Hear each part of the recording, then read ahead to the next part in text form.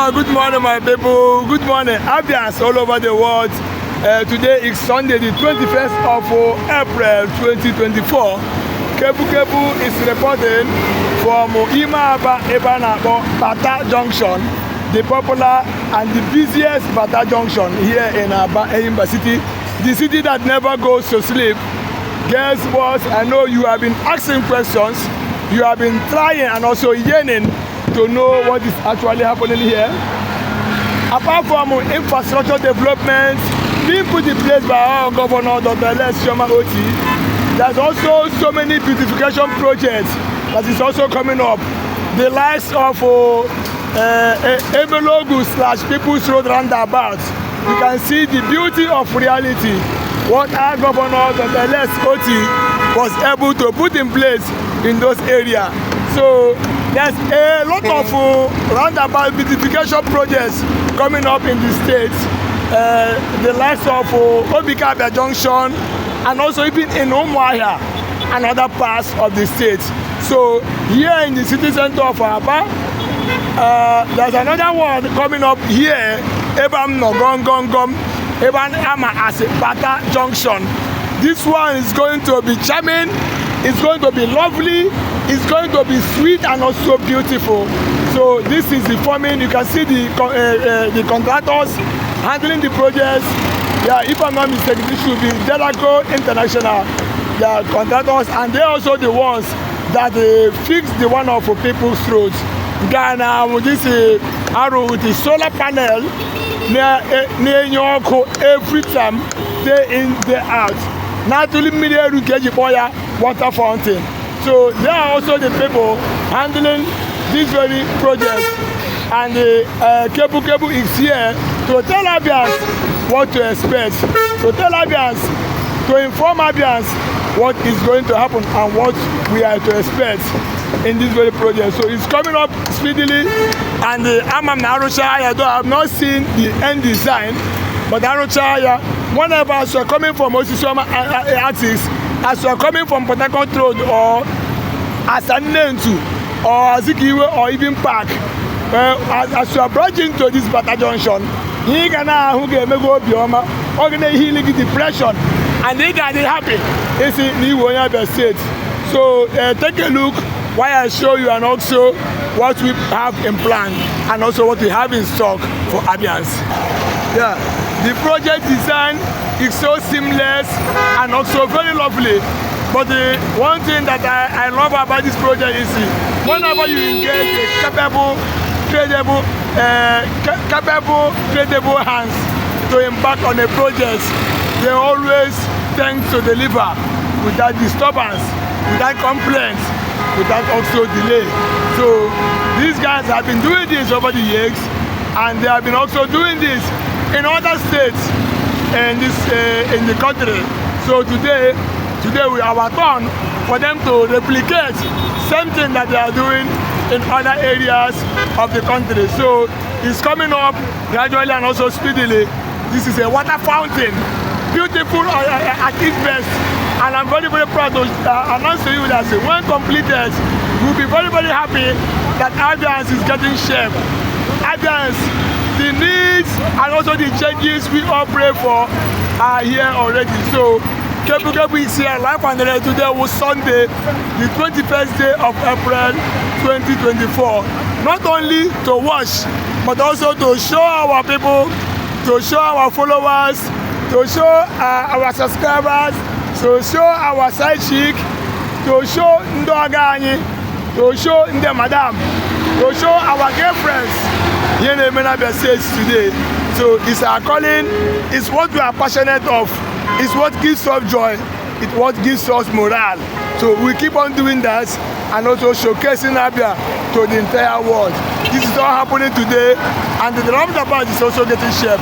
Moving forward, you can see how trailer and also heavy-duty truck can comfortably turn, make a U-turn while they are going in their various destination. So, and I watch Kebu TV, and then on Imaba, Ebane showcasing the handwork of His Excellency, Dr. Alex Chioma Oti, OFR.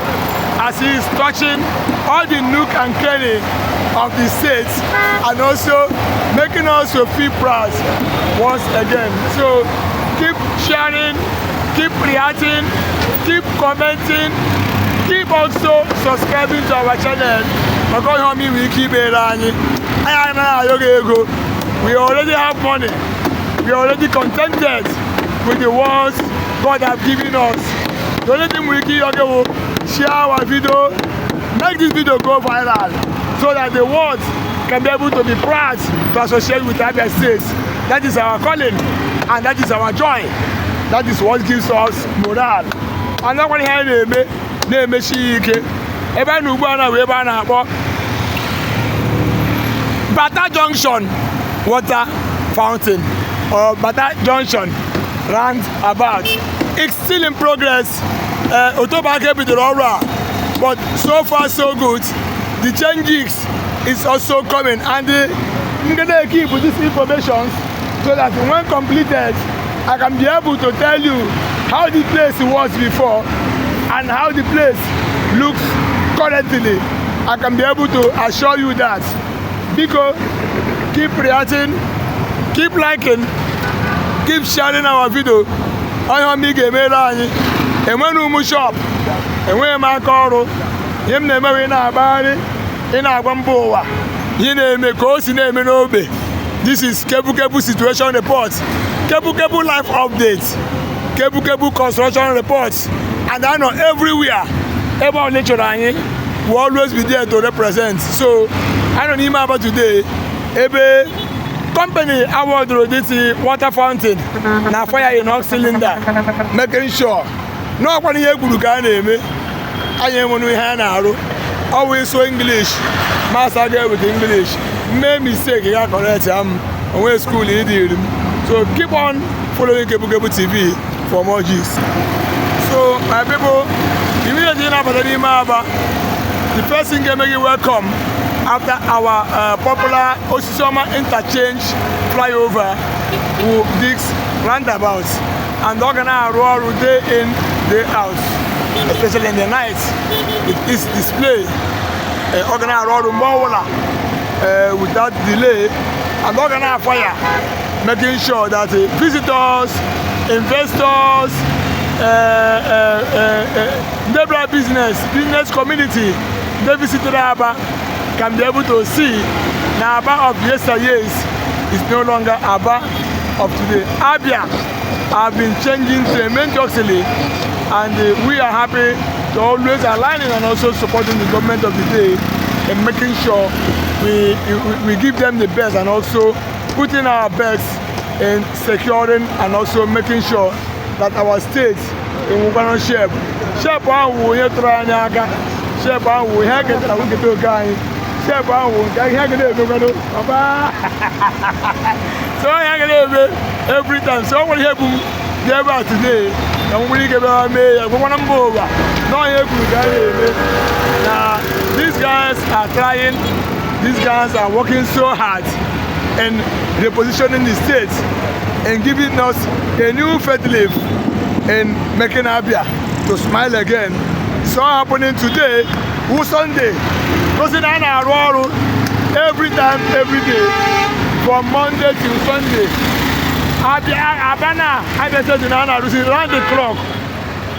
No security hitchings, no intimidation, no harassment of any kind. Abia is now work in progress, and Abia have been turned to a full construction site. So it's all happening. And all him today, and we get to go to the name. Abaga road everywhere. The kankata. Magana ogane si osigojinu awale gota. Emechayana gigi maya ubana marble everywhere. Ikutaya marble yona shine. Okuna achione glitter. The sparkling and also the illuminating and also intimidating colors will not make you to believe. No help you can name. Thank you for joining us. Thank you for the love. Thank you for the support. Thank you for the encouragement. Thank you for all you have been showing to this platform. I'm superly grateful. I love you guys, and also wishing that you guys will keep on supporting this ministry so that we get to the permanent site. Ndị na-arụ ọrụ ebe a akachiri ha ike and ha na-atụ ụjọ ọrụ. Yes, that I can tell you for free.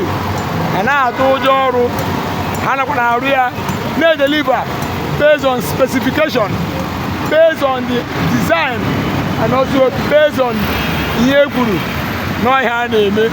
So thank you so much. We will keep on coming around to show the world what Abias are made up of. Thank you and God bless you. In our watch Cable TV, I love you all. Oh,